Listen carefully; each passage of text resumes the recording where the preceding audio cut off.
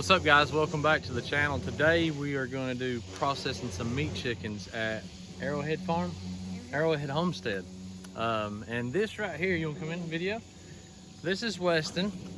This is John David's son. And how old are you? 8. 8 years old, and he's already learning how to process chickens. I mean, it's pretty neat. What do you like about chickens the best? Their wings. Their wings? And as far as eating meat chickens versus eating something from the store, it tastes a whole lot better, doesn't it? Yeah. So it's a whole lot better for you, and it's just fun. It's fun for kids, and it's very enjoyable. And it looks like we got some back here by the little pond. What are they doing? They're catching some frogs. That's Little B and John David. That's my brother-in-law Brandon's little boys. But anyways, we're gonna process some meat chickens today, and hope you enjoy the video. And if you like it, just hit the like button and subscribe. Thanks for watching. Look how many chickens we got so far. You won't get away. What's the up? What? That chicken's saying up.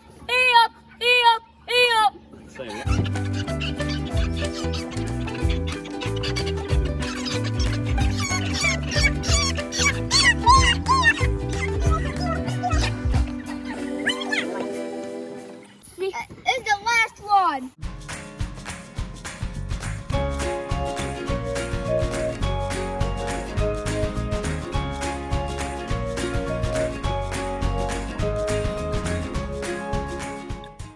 The other one's about to shoot. All right, Little B, what are we doing today? So we got some meat chicks I just now caught with my big brother Gabe. Gabe, come over here. This is my big brother Gabe. So cool. He is 14 years old. 14 in a month. 14 a month. Years old. So we're getting meat chicks, and we're gonna process our own meat chicks. Okay, that's cool. Why do you process your own? Well, it doesn't cost money. If it doesn't cost money, it's very super duper triple fairy duper cheap. What about Gabriel talks about meat chicks? Oh no. Well, You like meat chicks? I love meat chicks. A whole lot better than what you buy at the store? 10 times better. He's the best at catching them, honestly. Yeah, because I beat both of my brothers, even though he's older than me. We'll go out there and try to catch the egg layer sometimes just for fun. And he's the one catching, like, All of them. Gabriel can't catch a single one. The only one he can catch is Ghost Pepper. because she's my chicken. All right. She's the lowest. All right, so what we're gonna do, we're gonna go across the street and we're gonna process some chickens, right? Oh, yeah.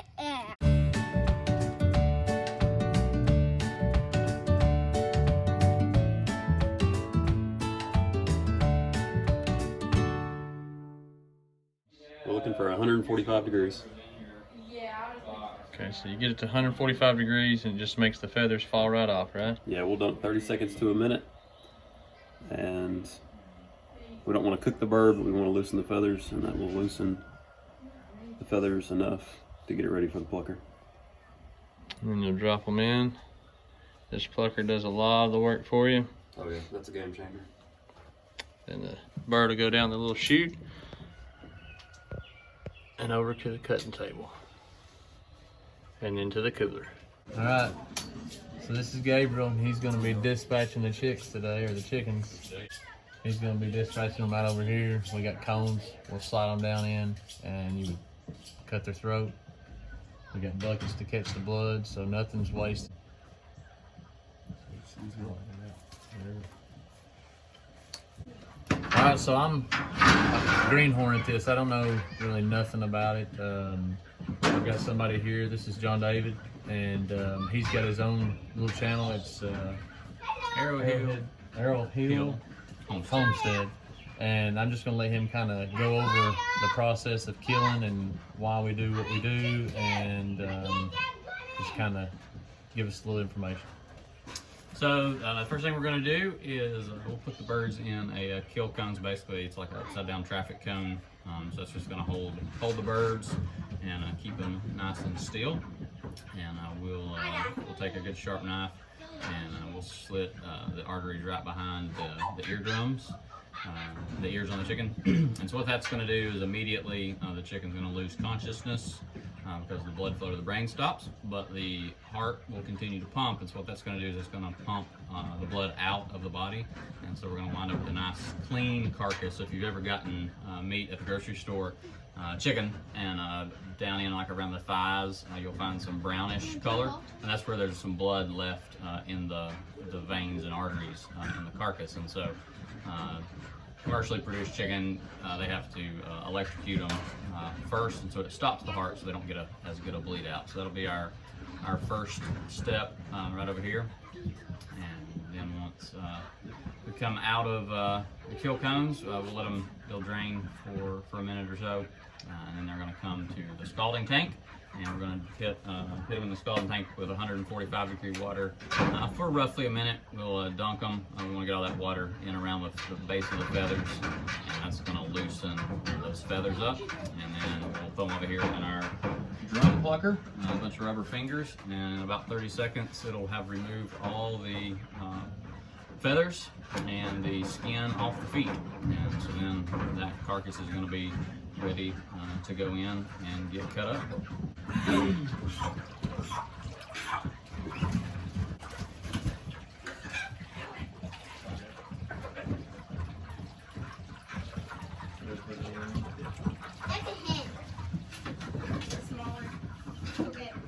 Yeah, make sure those feet stay up. If they get their feet under them, they can push themselves out.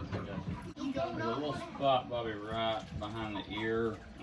There are no feathers. There's just a little patch of skin. And then there's like the gland.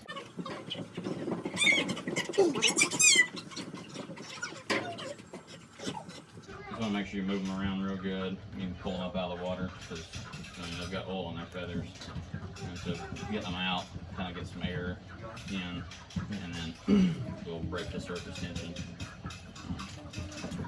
And then you check it by pulling a wing feather. And when the feather comes loose off the wing,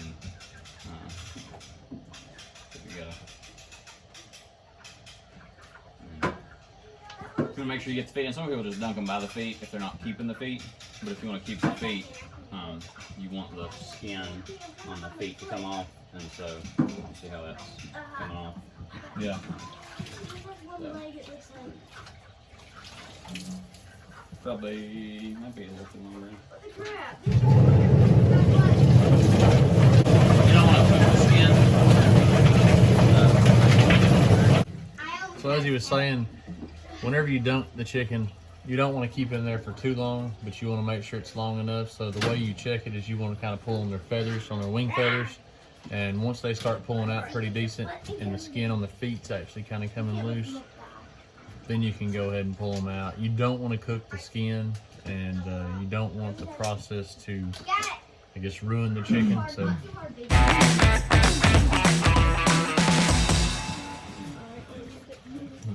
and this is what the kids do when we're butchering chicken. We dance.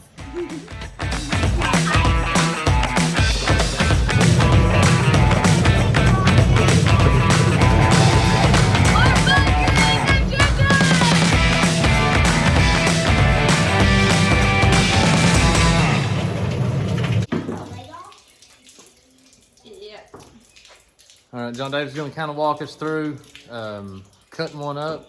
So take it away. Here we go. All right, so once the birds come out of the plucker, this is what they're going to look like. So we just kind of give it a once over, make sure there's not any feathers left. Occasionally you'll find a little pin feather, so we'll pull all those off. The first thing we're going to do is take off the head. A lot of times it'll just pop right off. And so that's going to go in the compost bucket. And then we're going to take the feet off. And anytime you're cutting through a joint, you can always kind of extend the joint and find the valley. And you should be able to cut right through. We do save the feet. They make great broth. You get a lot of gelatinous material out, so you get some really, really thick broth out of there. And there's a little bit of meat in the bottom that you can use as well. So take both the feet off. And then we're going to turn the bird over, and there's an oil gland right here on the top of the tail. So if you ever see a chicken that reaches around to its tail, it's going to pick up a little bit of oil, and then it'll wipe it on its feathers to help keep it water resistant. So you don't want that oil gland. So it always works best to come from the top of the back and cut towards the tail, and that oil gland will come right off. Then we're going to make a cut at where the craw is, so kind of right where the top of the breast, the bottom of the neck. We're going to expose the craw. It's a really slick little sack. That's where, as they eat, they hold their food, because chickens don't have stomachs. They have a craw that holds their food, and then they're going to move whatever they've eaten down into their gizzard, which is a big enclosed muscle, and that's where when they pick up rocks, that's where they're putting those rocks, and they actually use the muscle and the rocks and grind their food. So that craw is kind of attached with some connective tissue to the top of the right breast, and so you want to loosen that up so we can pull it out with the rest of the entrails on the back side. So then you're going to flip your bird around and pull tight up on the skin, and you're going to make cut right above the vent, and you just want to cut right through the skin, and there's a connective or a protective layer. And then you want to pull and pull it open, and that's going to expose the body cavity.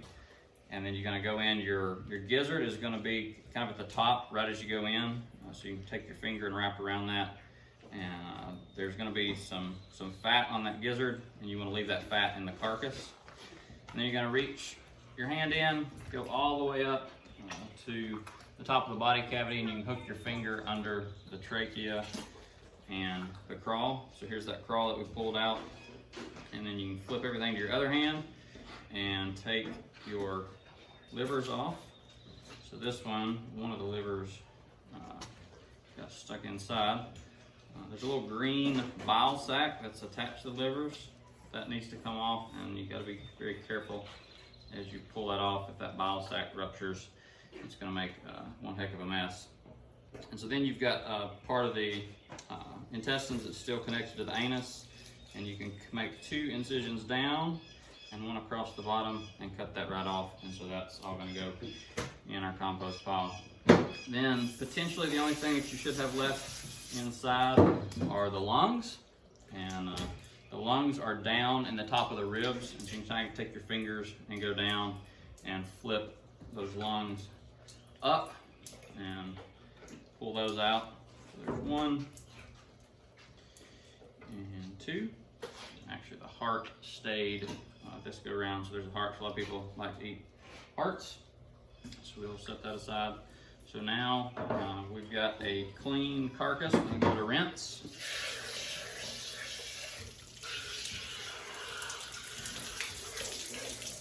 And so if you're gonna package your birds whole, at this point you'd be done. So this would go into an ice bath. You want to get that carcass cooled down. When we're packaging birds whole, we put them in a heat shrink bag. So once they're chilled down, we'll take these birds and put them in a bag and close the bag. We'll leave a little bit of a hole at the top, and then you drop it in 180-degree water, and that bag shrinks around the bird. One thing you can do if you are packaging them whole, you can make a little incision in the skin right back here and tuck your legs, and that's going to hold those legs together, and they go in your bag a lot nicer. Thanks for watching, guys. I want to give a special shout out and thanks to Arrow Hill Homestead for allowing us to come in and video the process of butchering meat chickens. If you have any comments about anything that went on in the videos, just post them below, and I'll try to get back to you as soon as I can. And as always, God bless.